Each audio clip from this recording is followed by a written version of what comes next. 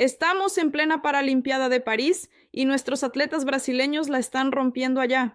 Pero la Paralimpiada, en sí misma, ya es un evento que nos deja a todos boquiabiertos. A diferencia de los Juegos Olímpicos, los Juegos Paralímpicos son probablemente el evento deportivo más querido en todo el mundo. Es una celebración del triunfo sobre la adversidad, del espíritu humano.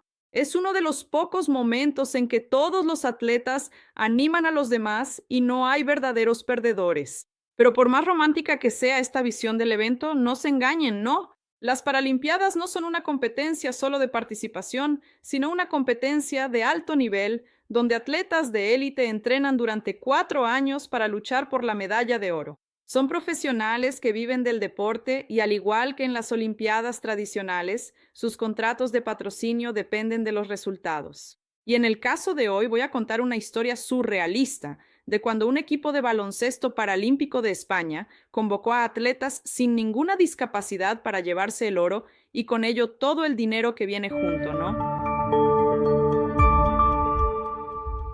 Hola, mi gente bonita. Soy Su. Sean muy bienvenidos al canal. Si a ustedes, igual que a mí, les gustan las historias bizarras, crímenes reales, teorías de conspiración, curiosidades, esas cosas así, raras y locas, no se olviden de suscribirse aquí al canal, activar la campanita de notificaciones para no perderse nada, dar like, comentar, compartir, porque todo eso nos ayuda mucho aquí en el canal. Aunque el foco de la historia sea la selección española de baloncesto, el caso de hoy comienza con un hombre llamado Fernando Martín Vicente. Él tuvo una hija que sufría de discapacidad intelectual y desde entonces se convirtió en un gran activista por las personas con discapacidad. Tanto así que llegó a fundar una ONG llamada Asociación Nacional de Deportes con Necesidades Especiales. También fue elegido presidente de la Federación Española de Deportes para Personas con Discapacidad Intelectual. Y como ocurre con toda federación deportiva, dependen de patrocinios y fondos gubernamentales para sobrevivir. La función de Fernando era conseguir esos patrocinios y becas del gobierno. Pero hay una realidad en el deporte olímpico, que también aplica al paralímpico, que nunca cambia. Solo gana dinero quien muestra resultados. Por eso es que normalmente llueven los patrocinios después de una medalla olímpica, pero hasta llegar ahí, el atleta tiene que pasar por muchas dificultades.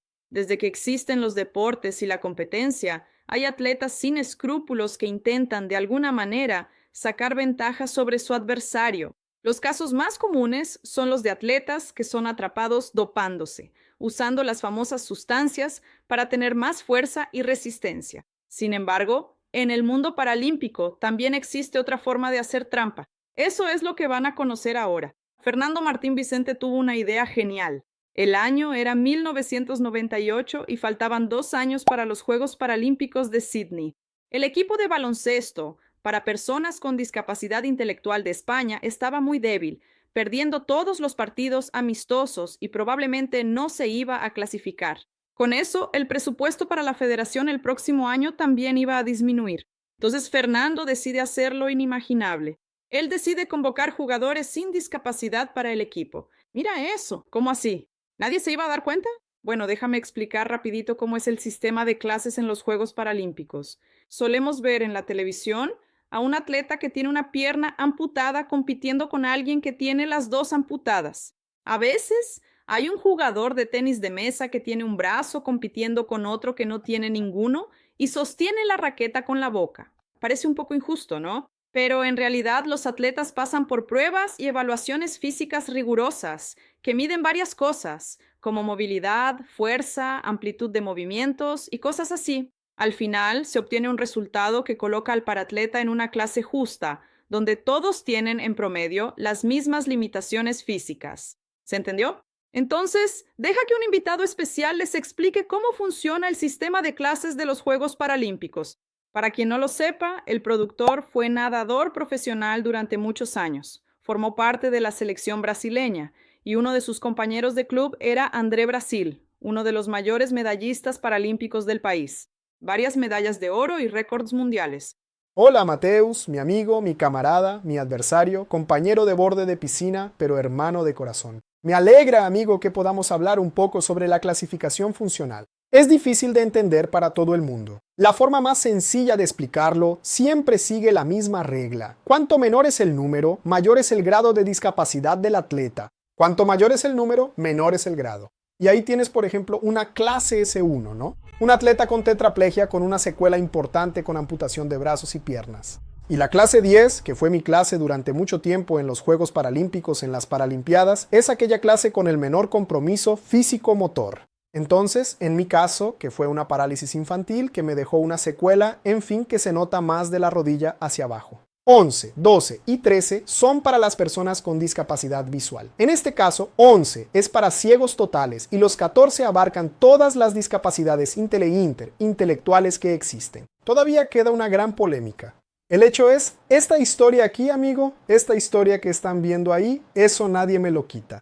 Esa es mi historia, amigo, y tú fuiste parte de ella. Te agradezco inmensamente, gratitud para toda la vida. Sin ti, amigo mío, sin los tirones de oreja, sin técnica y sin exigirme cada vez más, mostrándome que yo puedo hacerlo, nada de esto habría sucedido. Un beso para ti y para tu familia. Un fuerte abrazo. ¡Valeu! Entonces es prácticamente imposible fingir una discapacidad física, ¿verdad? Pero también existe la categoría de discapacidad intelectual. Para eso, los atletas tienen que hacer algunas pruebas cognitivas y tener un coeficiente intelectual por debajo de 75. Son personas sin ninguna discapacidad física, pero que también compiten en los Juegos Paralímpicos. Así fue como Fernando burló las reglas. ¡Mira eso! Esto se debe a que cada país es responsable de realizar las pruebas de coeficiente intelectual y enviarlas al Comité Paralímpico Internacional. Entonces, él buscó a algunos exjugadores de la Segunda División Española, además de 2 jugadores universitarios y algunos semiprofesionales de ligas menores. Había abogados, ingenieros, hasta un escritor en la selección. Los convenció diciendo que era normal en los Juegos Paralímpicos tener algunos jugadores sin discapacidad para hacer el juego más dinámico. Incluso usó el argumento de que con un buen resultado en los Juegos Paralímpicos, la Federación y su ONG recibirían un buen aumento en fondos y patrocinios, lo que sería bueno para las personas con discapacidad. Además, por supuesto, de ofrecer un buen salario y bonificaciones por buenos resultados a los jugadores. Así, de una selección de 12 atletas, un total de 10 jugadores no tenían ninguna discapacidad. Solo 2 eran verdaderamente paralímpicos. Falsificó certificados médicos y todos fueron aprobados como discapacitados intelectuales. ¡Mira eso! Con eso, en los 2 años siguientes, la selección española dominó los torneos clasificatorios y llegó como favorita a los Juegos Paralímpicos de Sydney. Ya en el primer partido contra China, abrieron más de 30 puntos de ventaja sobre el adversario, lo que hizo que el entrenador pidiera un tiempo muerto y, según algunos testigos, ordenó que el equipo jugara peor, porque si no, iban a darse cuenta de que no eran discapacitados. Imagínate, incluso bajaron el ritmo, pero aún así le dieron una paliza a China. De hecho, durante la semana de la competencia, le dieron una paliza a todos los rivales que se cruzaron en su camino. Además, todavía estaban aprovechando para salir de fiesta todas las noches. Solo los atletas realmente discapacitados se quedaban atrás, en la villa de los atletas.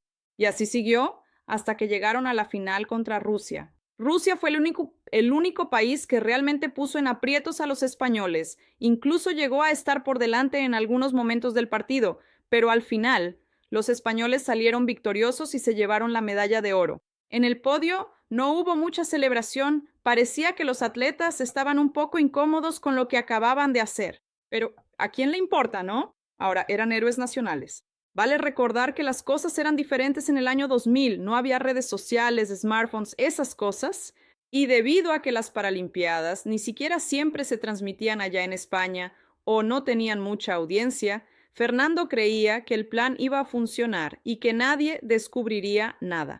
El problema fue que la campaña del equipo de baloncesto fue demasiado buena, lo que llamó mucho la atención de los medios españoles. La foto del podio apareció en todos los principales periódicos de España en esa época, y con eso algunas personas empezaron a reconocer a esos atletas paralímpicos.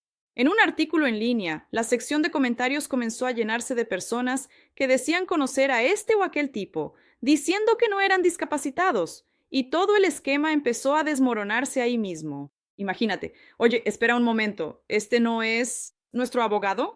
¿Aquel de allí no es el profesor de nuestro hijo? Imagínate. Con eso Fernando fue avisando que la gente estaba algo desconfiada allá en España.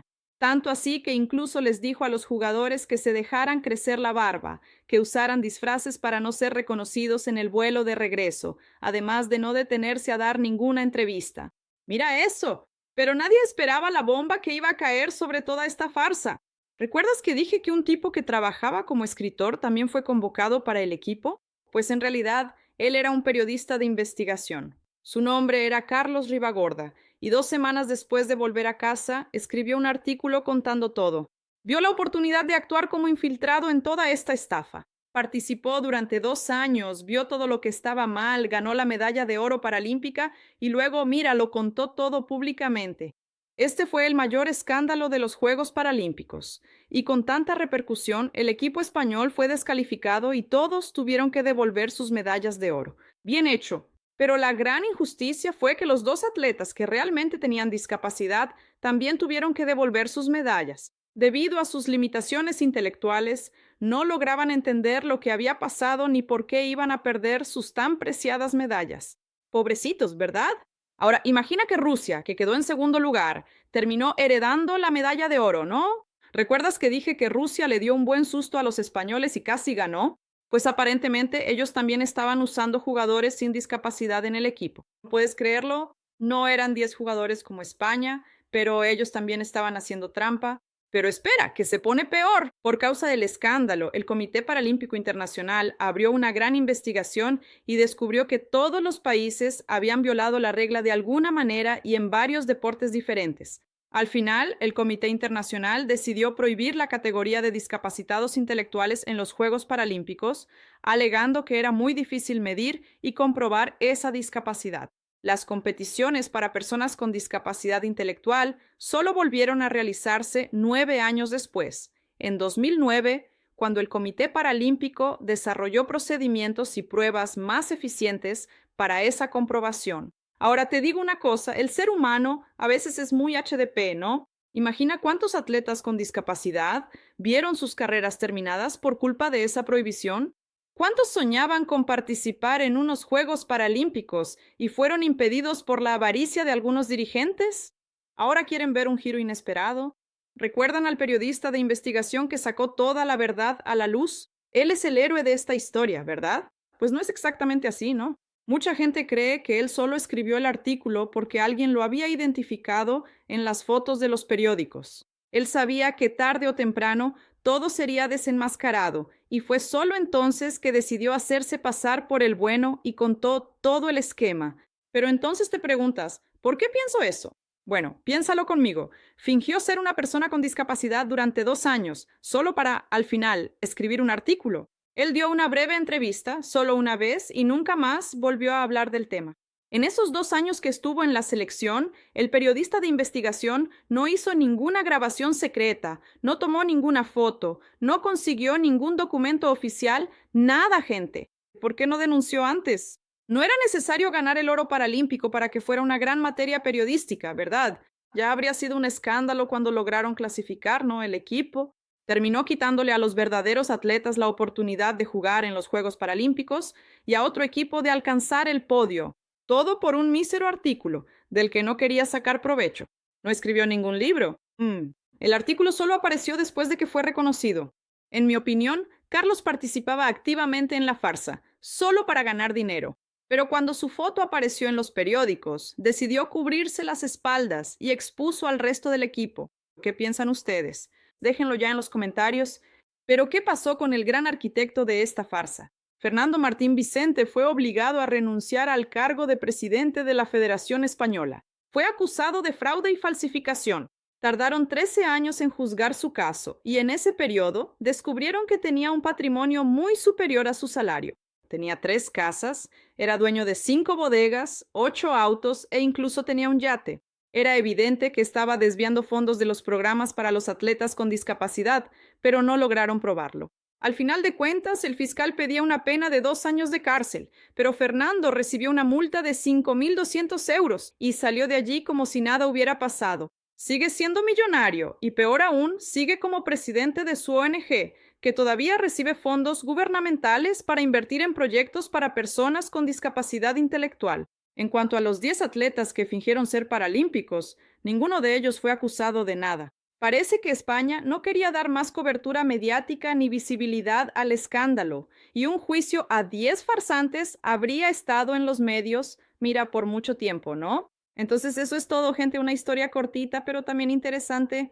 Comenten ahí, ¿qué les pareció toda esta farsa? Aprovecha y mándaselo a quien le guste ver estas cosas, mándalo ya. Y estén atentos para el próximo video. Hasta luego.